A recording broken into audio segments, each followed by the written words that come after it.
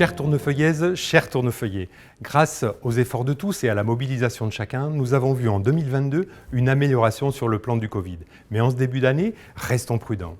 Cette période nous rappelle l'importance de rendre hommage à celles et ceux qui nous soignent, qui nous protègent, qui veillent sur nous, comme nous l'avons fait lors de la Journée nationale des sapeurs-pompiers. Malgré un été caniculaire et la crise énergétique qui nous a conduit à des mesures drastiques d'économie, cette année 2022 a été synonyme de retour à la normale pour nos activités communales. En témoignent les activités festives de l'été, le forum des associations du mois de septembre et enfin le marché de Noël des commerçants qui a été une véritable réussite. Les événements sportifs de 2022, comme le 10 km et le semi-marathon, ont vu un record de participation. Enfin, la saison culturelle est une fois de plus riche en programmation, avec le Grenier de Toulouse, le tout nouveau festival Les Excentriques cet été, le Gospel Touch qui fêtera ses 10 ans l'année prochaine, et le tout nouveau Bloom Festival de danse contemporaine, pour ne citer que. Un nouveau lieu culturel accueille rue Colbert depuis quelques mois les équipes de Marionettissimo et du Projectarium que vous avez découvert à Tournefeuille. Nous soutenons les acteurs culturels. En 2022, c'est aussi les 10 ans de l'Escale. Avec 400 000 visiteurs, notre théâtre occupe aujourd'hui une place incontournable sur la scène de la métropole toulousaine. Cette année encore, nous avons voulu une ville solidaire. Solidaire avec les Ukrainiens et contre la guerre. Grâce à votre mobilisation autour d'un concert de soutien et à vos dons, nous vous remercions les familles tournefeuillaises qui ont accueilli les Ukrainiens pendant cette période et les associations qui se sont mobilisées. La solidarité marquée par des événements nationaux qui nous mobilisent toujours, où la mairie s'est colorée en bleu ou bien encore en rose au mois d'octobre.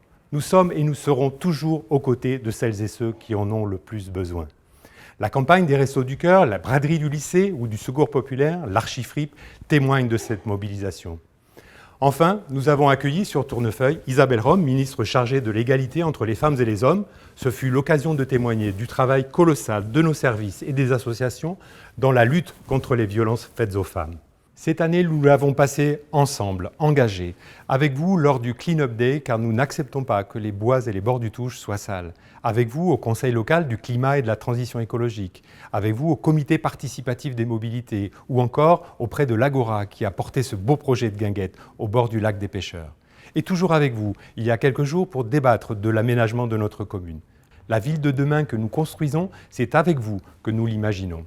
C'est en ce sens qu'avec les services de la ville et l'équipe des élus de la municipalité, nous serons en 2023 comme en 2022 à vos côtés pour répondre à vos questions, vous protéger, vous accompagner dans vos projets.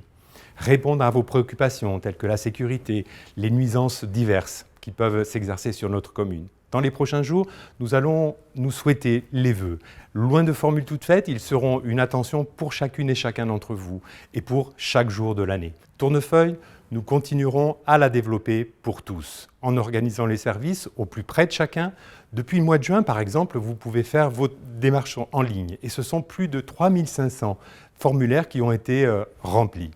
L'année 2023 verra la réalisation d'un tout nouveau bâtiment à destination des services et des associations. Des travaux de voirie seront réalisés afin de faciliter vos déplacements, en particulier la rue du Médoc.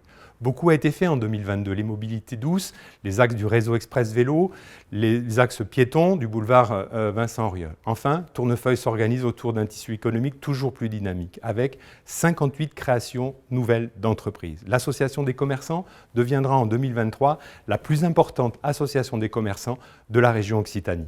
Comme vous le voyez, je suis ici aujourd'hui à l'école du Petit Train pour vous présenter mes vœux. Cette école est le symbole d'avenir pour notre ville. D'abord, celui d'une école, ce lieu où les enfants apprennent, s'émancipent et deviennent les citoyens de demain. Les actions pour notre jeunesse sont au cœur de nos politiques publiques. Un nouveau collège a ouvert ses portes à la rentrée et accueille désormais les collégiens tournefeuillés. Cette année 2023 verra l'application d'un nouveau projet éducatif de territoire qui permettra de toujours mieux lier les temps scolaires et les temps périscolaires. Et nous allons signer un contrat avec la Caisse d'allocation familiale, partenaire majeur de notre ville, signe fort de la qualité de nos actions en matière d'éducation, de jeunesse et de famille plus largement. Mais c'est aussi le symbole d'un lieu où nous dessinons la ville de demain, une ville plus verte, où nous avons créé ici, dans cette cour, un nouvel îlot de fraîcheur. En 2023, nous prévoyons de planter plus de 1500 arbres sur la commune et nous préparerons, avec la métropole, le futur grand parc du Touche. C'est dans ce contexte que nous aurons à définir notre plan local d'urbanisme et de dresser ainsi les grandes lignes de ce que sera Tournefeuille dans le futur. Ces grands projets, cette ville de demain, nous la construisons avec nos partenaires, l'État, la métropole, le département, la région. Notre ville de demain, nous la réalisons sans relâche, avec vous et pour vous, afin d'améliorer encore et toujours le vivre ensemble auquel nous sommes tant attachés. C'est sur ces mots que je vous souhaite à toutes et à tous une très belle et une très chaleureuse année 2023.